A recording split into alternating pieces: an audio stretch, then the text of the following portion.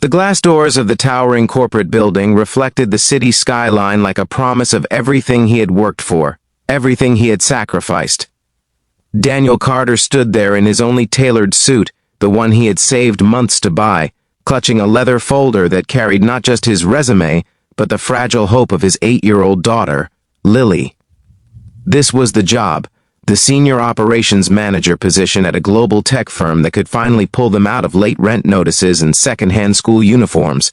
And then, on the busy sidewalk just outside the entrance, the woman in the navy coat stumbled.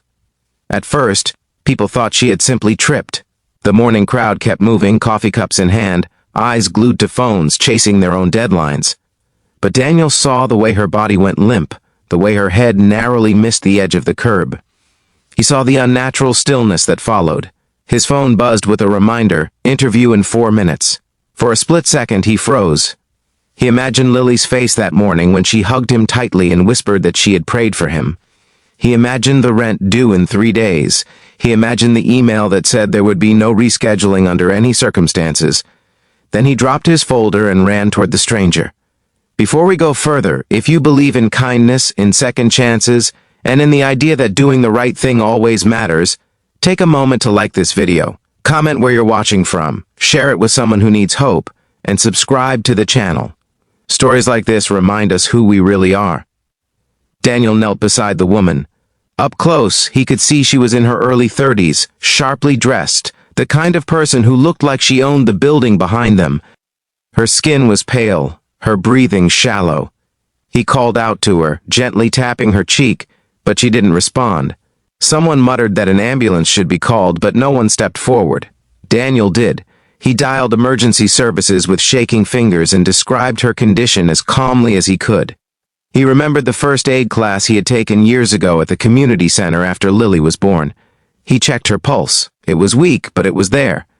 He loosened the scarf around her neck, slid his jacket under her head to keep it from the cold pavement, and stayed with her, blocking the sun from her eyes.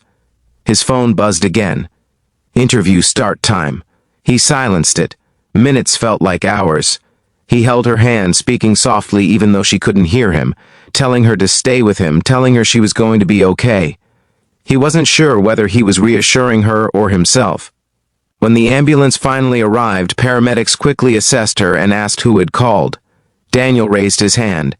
They asked if he was family. He shook his head. Just someone who saw her fall. They suggested he come along to provide details.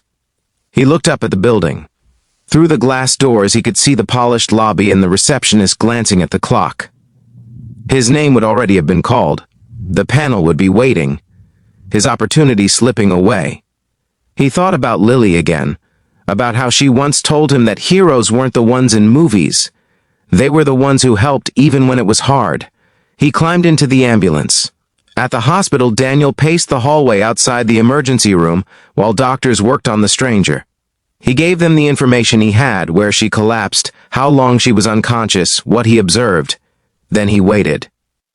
He tried calling the company's HR department, but it went to voicemail. He left a message, explaining there had been an emergency, though he knew how it would sound. Everyone has excuses. He sank into a plastic chair, staring at the scuffed hospital floor. He had spent years building his experience after his wife passed away. Nights studying online certifications while Lily slept. Days working 2 part-time jobs. This interview had been the result of months of preparation and a miracle referral from an old colleague, and he had walked away from it. After nearly an hour, a doctor approached him. The woman was stable now. Severe dehydration and exhaustion, combined with an underlying heart condition she likely didn't know about. She would be kept overnight for observation. The doctor thanked him for acting quickly. It might have been worse if no one had intervened. Relief washed over him. At least she was safe.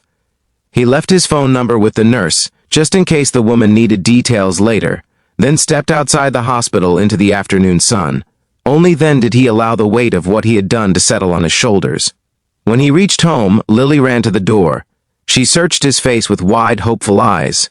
He forced a smile and told her that sometimes life had different plans. He explained what happened, leaving out his disappointment.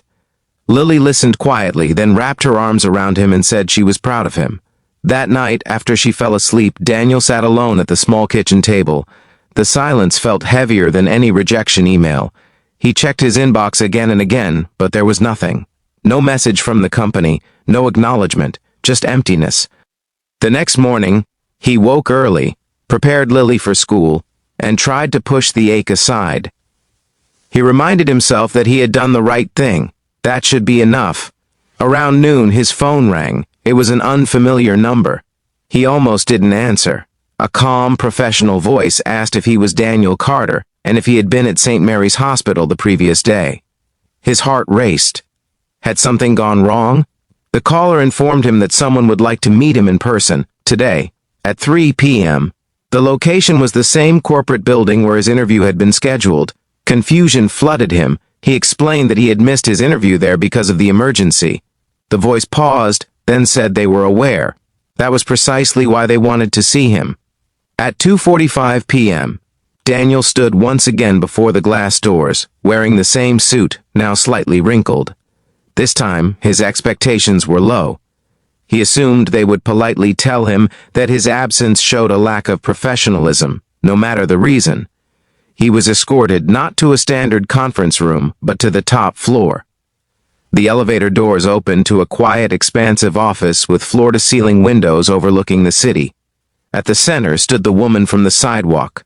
She looked different now, stronger, composed, her navy coat replaced by an elegant cream suit.